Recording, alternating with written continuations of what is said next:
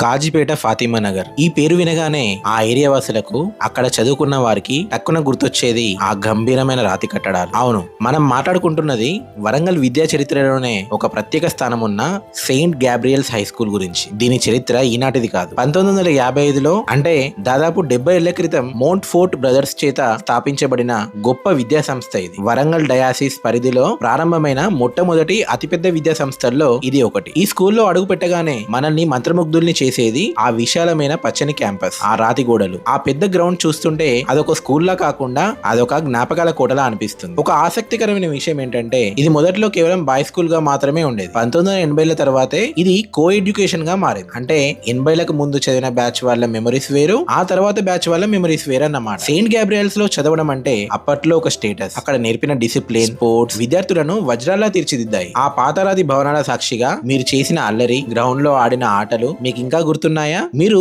Bye స్కూల్లో ఉన్నప్పుడు చదివారా, లేక కో ఎడ్యుకేషన్ అయ్యాక చదివారా? మీరు గర్వించదగ్గ గ్యాబ్రియలియనా? అయితే కామెంట్ చేయండి. మీ బ్యాచ్ మేట్స్ ని ట్యాగ్ చేసి ఆనాటి స్వర్ణయుగాన్ని గుర్తు చేసుకోండి.